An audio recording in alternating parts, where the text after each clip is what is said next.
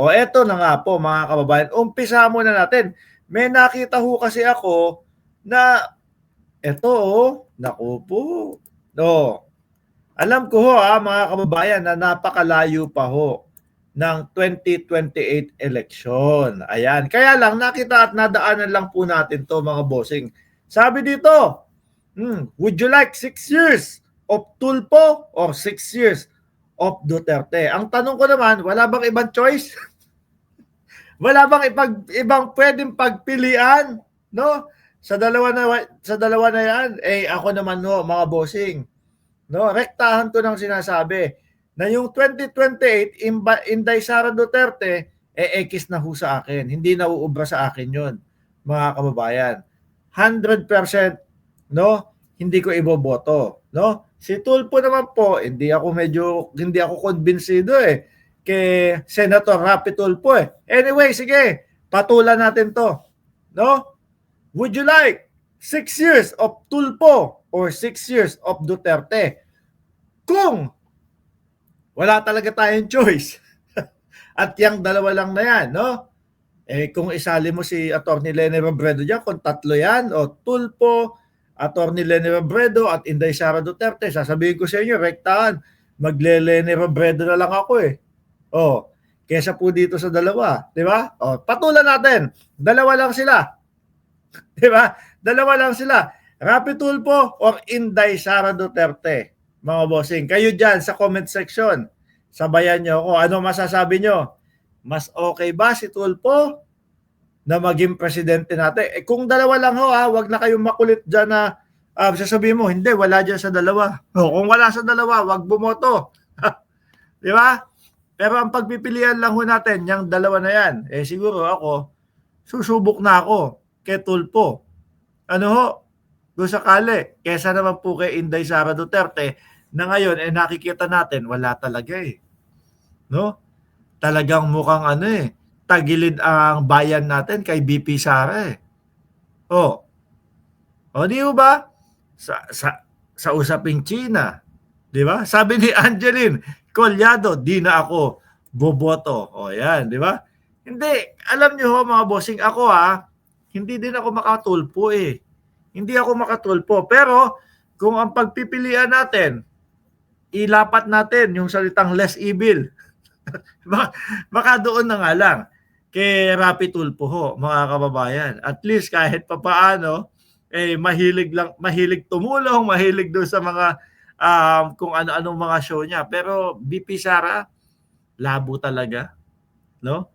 Ang nakikita ko ho, mga bossing, kapag si Inday Sara Duterte ang naupo, malamang hindi na kami makauwi ng Pilipinas. Malamang magtago na kami. Ano ho? Alam niyo naman po ang ating Vice Presidente.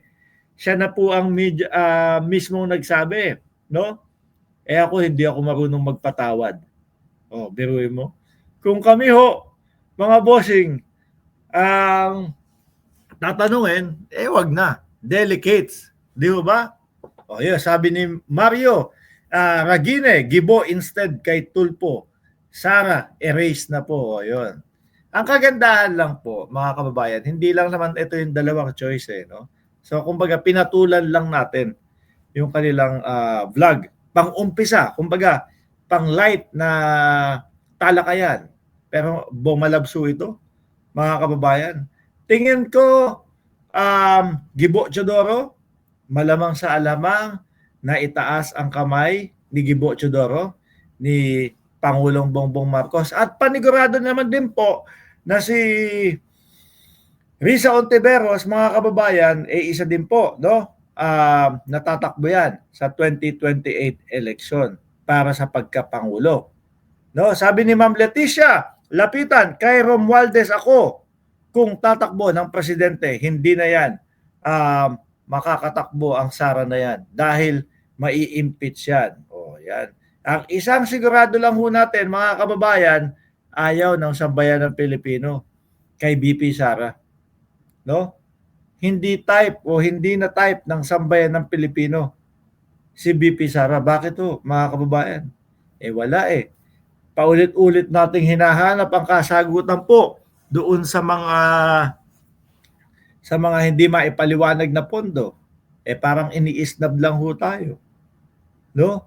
Tapos ang maririnig natin doon sa kanilang paliwanag na akala natin nagpa-press con para ipaliwanag ho yung confidential funds, yung pala pugutan ng ulo ang sasabihin o ang tatalakayin para sa presidente. Pagiging sepulturera pala, paghukay nung labi ng dating Pangulo. O yun pala yung mga sasabihin niya. Tsaka yung pagpapategi doon sa tatlo. Sa presidente, asawa ng presidente, at sa pinsan ng presidente. O akalain niyo ho ba yun? Pero yung katanungan ng bayan, katanungan ng mamamayang Pilipino, wala. Isnab. No? Inililihis nila. Ayaw nilang sagutin yung tanong ng mamamayang Pilipino. Kaya, mga bossing, ang nakikita ko dyan, ang kapwa natin Pilipino wag na lang, no? Kasi parang wala namang transparency sa mga Duterte.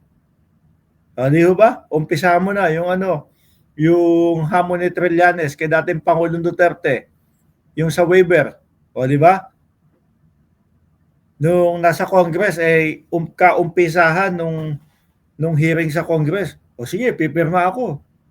Tapos nung medyo bandang nasa kalagitnaan, papapirmahan na sila, biglang nag-init ang ulo. Halata na yung transparency po, mga bossing, hindi nag-i-exist kapag po sa mga Duterte, mga kababayan.